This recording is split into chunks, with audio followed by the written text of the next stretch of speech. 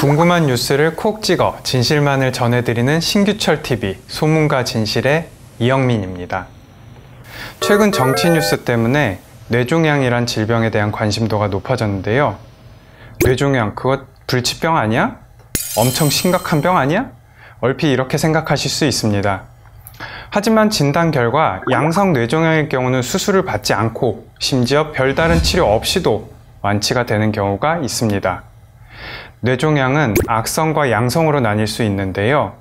악성일 경우는 뇌암이라 불릴 정도로 무서운 질병인 게 맞지만 양성의 경우는 치료를 급하게 하지 않고 경과를 관찰하면 되는 경우도 있습니다.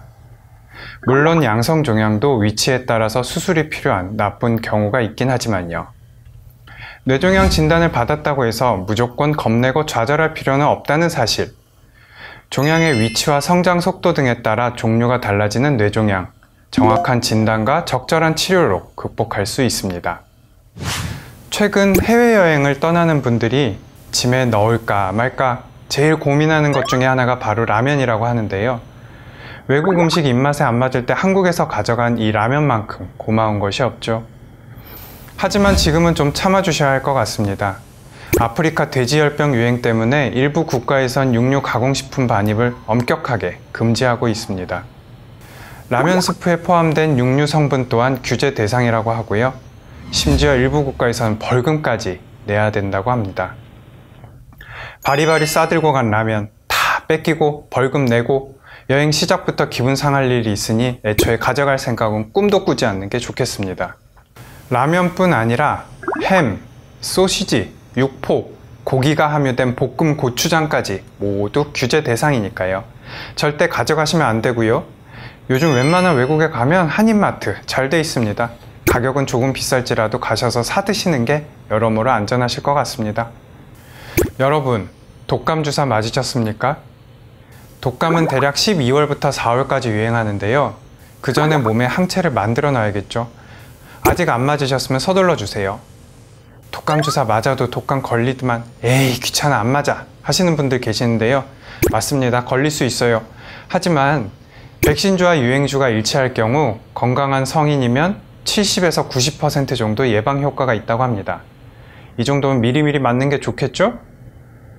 나 작년에 독감 주사 맞았는데 또 맞아? 하시는 분들도 계세요.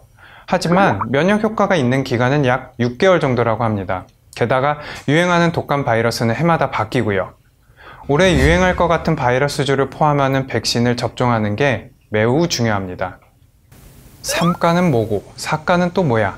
이것도 궁금하신 분들 많으실 텐데요.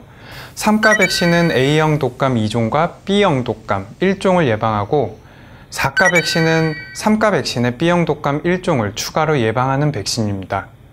당연히 3가와 4가 가격이 다르죠? 상황에 따라서 선택하시면 되겠습니다. 기왕이면 하나 더 예방하는 4가가 좋겠죠. 건강한 겨울을 보내기 위해 잠깐의 귀찮음과 따끔함을 참고 꼭 독감의 예방접종 하시기 바랍니다. 여름도 다 갔는데 최근 때 아닌 벌레주의보가 내려졌죠. 스치거나 건드리기만 해도 화상을 입은 듯한 고통을 준다고 해서 일명 화상벌레라 불리는 청딱지 개미 반날개. 전국 여기저기서 발견되면서 공포의 대상이 되고 있는데요. 이 곤충에서 분비되는 페데린이란 체액의 독성 성분이 피부에 닿으면 마치 불에 댄 것처럼 발진이 일어나게 됩니다. 화상벌레를 발견하면 어떻게 해야 될까요? 먼저 방충망을 닫고 살충제를 뿌려서 벌레가 집안에 들어오는 걸 막아야 합니다. 밤이 되면 불빛을 따라 실내로 들어올 수 있다고 하니 특히 조심하시기 바랍니다. 발견하면 즉시 읍면동 주민센터나 지자체로 방역할 수 있게 신고하시기 바랍니다. 혹시 화상벌레에 스치거나 물렸다면 2차 감염을 막기 위해 접촉 부위를 건드리지 않고 흐르는 물에 씻어내는 게 좋습니다. 피부가 부풀어 오르고 마치 화상을 입은 듯한 통증이 올 수 있는데요. 증상이 악화될 경우에는 병원을 방문해 치료해야 합니다. 무시무시한 화상벌레, 이렇게 생겼습니다.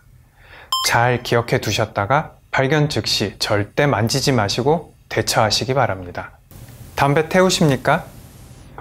흡연자들 가운데 요즘 액상형 전자담배를 애용하는 분들이 많은데요. 최근 미국에선 액상형 전자담배가 이슈의 중심으로 떠오르고 있습니다. 청소년과 젊은 층에서 액상형 전자담배가 인기를 끌면서 젊은 층 중증 폐질환자가 빠르게 늘어나고 있기 때문인데요. 10월 17일 미국 질병통제예방센터 발표에 의하면 액상형 전자담배로 인한 사망자가 33명, 폐질환자는 1,479명이라고 합니다. 무시무시하죠? 이런 문제가 심각해지자 이미 지난 9월에 미국 정부는 가양 액상형 전자담배를 판매 금지하기로 계획했습니다. 그렇다면 우리나라는 어떨까요? 아직까진 판매가 되고 있는 상황인데요. 보건복지부는 사용 자제 권고만 내린 상태입니다. 우리나라에서도 첫 의심 환자가 발생했는데요. 결국 정부가 액상형 전자담배 사용 중단을 강하게 권고했습니다. 하지만 최근 우리나라에서도 액상형 전자담배로 인한 폐질환이 의심되는 환자가 나타났다고 하네요. 우리나라의 액상 전자담배는 성분이 다르다는 설도 있는데 그래도 불안감은 가시지 않습니다.